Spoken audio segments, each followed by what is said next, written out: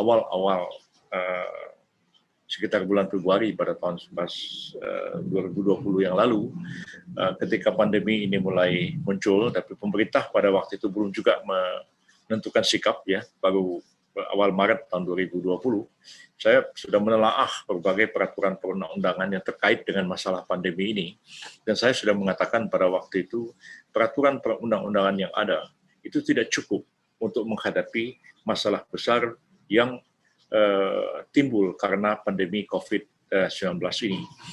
Saya sedikit banyaknya ikut terlibat menangani beberapa hal yang agak mirip-mirip dengan COVID ini, walaupun skalanya tidak sebesar yang kita hadapi sekarang. Ketika kita menghadapi flu burung, kita menghadapi SARS, dan lain-lain.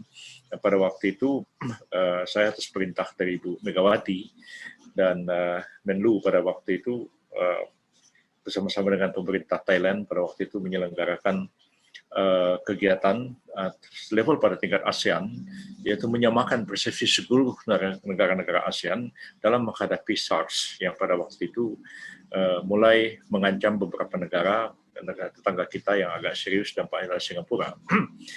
Dan memang eskalasinya tidak membesar, cepat dapat diatasi, dapat dilokalisir masalahnya, tidak seperti masalah yang kita hadapi dengan COVID-19 sekarang ini. Saya pada waktu itu membandingkan keadaan ketika terjadinya peledakan bom di Bali pada tahun 2002. Dahsyat sekali, ya, lebih 200 orang mati. Saya datang ke sana hanya beberapa jam setelah bom itu diledakkan, dan kita rapat di sana, dan semua mengatakan kita nggak bisa bertindak, ya. Anda Menteri Kehakiman harus mengambil satu sikap dan keputusan, oleh karena ini kejahatan, tidak ada norma hukumnya. KUHP kita tidak menjangkau, ya, yang ada hanya Undang-Undang tentang bahan peledak tahun 1954 yang tidak cukup mengcover satu kejahatan baru yang disebut dengan terorisme, dengan dampaknya yang luar biasa besarnya kepada umat manusia, dan Indonesia menjadi sorotan dunia pada waktu terjadinya peledakan bom Bali itu. Dan saya pada waktu itu memutuskan kita harus segera membuat peraturan pemerintah pengganti undang-undang. Nah, kita siapkan hanya dalam waktu beberapa hari. Muncullah dua perpu tentang pemberantasan terorisme dan perpu pemberlakuan surut selama 12 hari, terhitung sejak terjadinya peristiwa bom Bali itu sendiri. Nah, dengan itu kemudian semua aparat penegak hukum bertindak, ya. Saya waktu itu memang memberikan menyusun perpu itu, memberikan kewenangan kepada polisi, walaupun dibuat tekanan yang luar biasa dari negara-negara besar, ya, supaya kita mengambil langkah militer. Dan saya tetap mengatakan, saya tetap harus menghormati hak asasi manusia. Saya tidak bisa dipaksa-paksa supaya mengikuti pola Guantanamo dan segala macam. Tetap kita menjunjung HAM, tapi tetap kita mengambil satu langkah yang tegas. Dan hanya beberapa hari setelah itu kita bisa menggulung kegiatan-kegiatan mereka yang terlibat dalam terorisme di bom Bali itu. Jadi memang negara, ya, untuk bertindak, negara itu harus punya legitimasi hukum.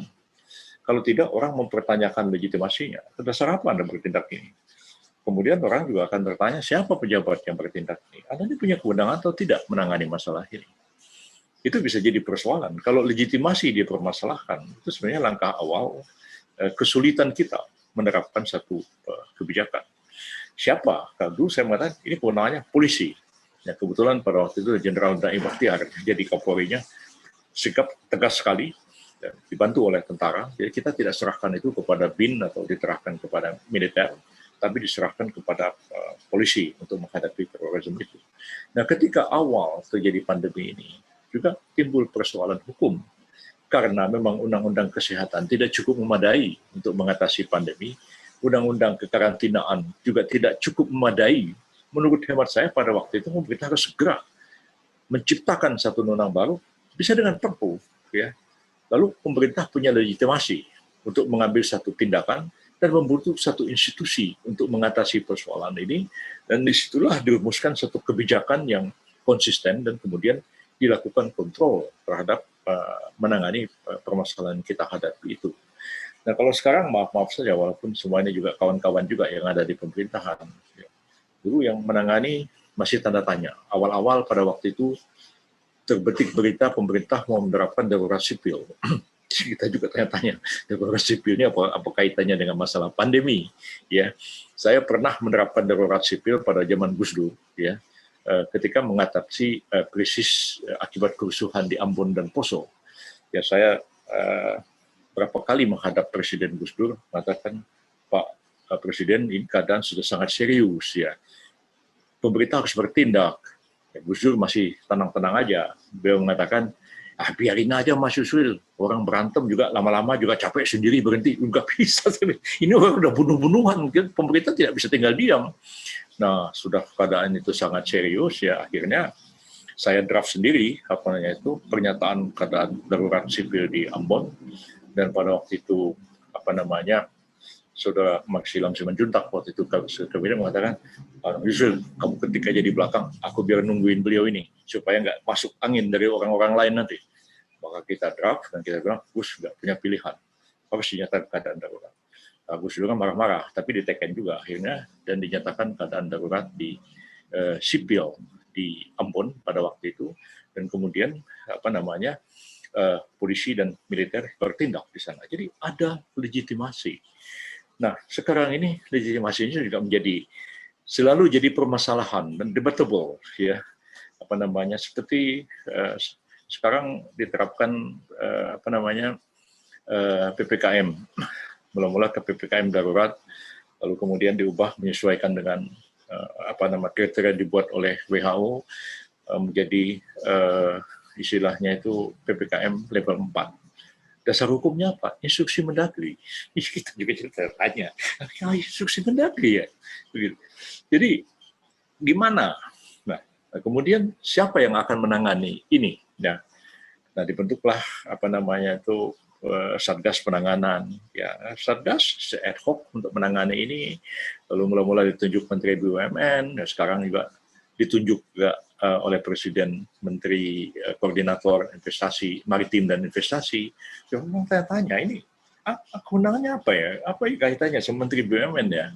Apa kewenangannya Menteri Investasi ya? Jadi ada pertanyaan-pertanyaan seperti itu. Saya minta maaf walaupun semua ini teman-teman juga di pemerintahan ini.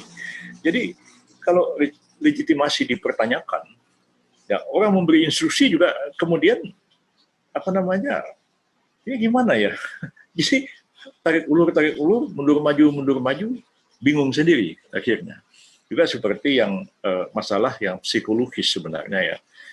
Yang saya dengar juga pembicaraan di kalangan para dokter, ini kok yang jadi advisor siapa ya? Apa dokter hewan, apa dokter orang nih, katanya begitu. Ya walaupun dokter hewan, kan dokter hewan ya bisa ahli virus juga, ya tapi jangan dokter hewan dong. Jadi soalnya psikologis, ya. Psikologis yang barangkali juga menangani satu masalah hukum, semua ada di situ, ada dokter hukum, ada profesor hukum semua, tapi dipimpin sama dokter medis misalnya. Yo, ngapain kamu ini? Begitu. Nah, negara kita ini ya belum bisa sepenuhnya seperti negara-negara yang parlementer seperti di Malaysia atau seperti Thailand.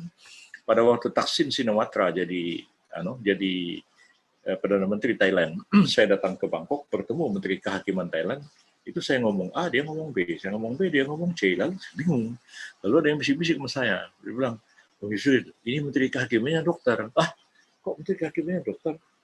Nah, tapi anehnya, Menteri Kesehatan Thailand malah sarjana hukum.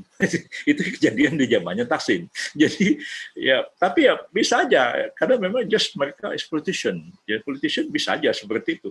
Ya, karena dia akan tergantung pada undersecretary, pada dirjen-dirjennya memberi masukan kepada dia, walaupun dia sendiri nggak ngerti apa-apa mengenai apa yang menjadi ruang lingkup tugasnya. Negara kita ini belum bisa seperti itu, belum bisa pure politician itu diserahi menangani satu bidang tertentu, karena pertimbangan politiknya di Malaysia itu Anwar Ibrahim, tamatan dari Fakultas Sastra Universitas Kebangsaan Malaysia, Sastra Melayu, ya. Tapi kemudian pertama kali diangkat jadi Menteri Agama, terus Menteri Pertanian, terus Menteri Keuangan, terus Wakil Perdana Menteri. Jadi saya juga waktu ngobrol sama dia, Pak, bagaimana bisa paham masalah keuangan? Nah, ini kan urusan politik. Jawabnya seperti itu. Jadi kita belum bisa seperti itu. Ya, kita ini memang dituntut juga kepakaran, dituntut juga keahlian kita di bidang itu, kemampuan kita, ya karena memang di situ ada gezah, ada kewibawaan, dan ada confidence, ada kepercayaan. Jadi faktor-faktor psikologis seperti itu harus dipertimbangkan di sini, sehingga kelihatan bahwa kita serius menangani sesuatu, memang diberikan kesempatan kepada orang yang memang sebenarnya punya kemampuan untuk menangani persoalan itu, punya keahlian, ya, punya kapasitas untuk menangani persoalan ini.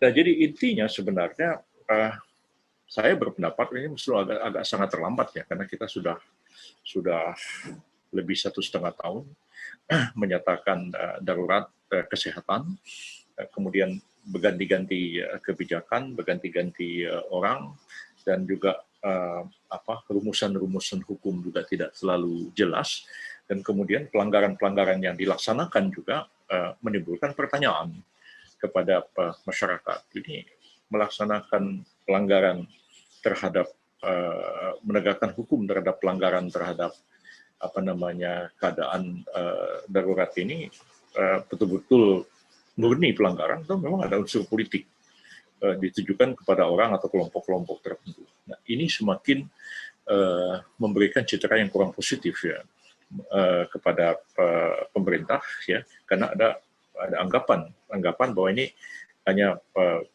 orang tertentu aja yang kena, yang lain enggak. Nah, jadi ada semacam tebang pilih. Dan kalau hal-hal seperti ini bertumpuk-tumpuk, itu lama-lama ujungnya itu akan menimbulkan satu krisis kepercayaan. Ya, krisis kepercayaan, dan itu agak sangat serius, ya, karena masalah yang kita hadapi sekarang ini masalah yang sangat serius, karena menyangkut nyawa orang, menyangkut kematian orang. Kita yang sekarang ini lagi ngomong-ngomong di forum ini, siapa jamin besok kita ini masih ada? Nggak jamin, ya. Saya tadi pagi seorang kawan mengirim WA kepada saya, "Bang, tolong doakan anak saya masuk ke rumah sakit hari ini kena COVID." Saya doakan. Nggak 2 jam sesudah itu anaknya umur 10 tahun meninggal. Jadi siapa yang menjamin keadaan? Nggak ada yang bisa menjamin kita. Masalah sangat serius, yang menyangkut kehidupan orang. Salah kebijakan bisa mati massal, dan mati massal itu kalau salah kebijakan bisa dianggap genocide juga, bisa dianggap sebagai satu pembunuhan yang bersifat massal. Jadi saya pikir memang harus ada satu pembenahan segera, ya, daripada tidak dibenahi, hukumnya dirapikan menurut saya, dan kemudian institusi yang menangani diperjelas, dan kemudian ditempatkan orang-orang yang memang mempunyai jejak dan kewibawaan untuk menangani persoalan yang dihadapi ini. Saya sepakat dengan Bapak-Bapak dan Ibu semua bahwa para dokter sebagai orang-orang yang profesional tahu terhadap persoalan ini, paham terhadap persoalan ini, itu tidak bisa diabaikan. Suara mereka ini harus menjadi pertimbangan utama dalam menangani persoalan pandemi ini, lebih-lebih mereka yang spesialis di bidang itu.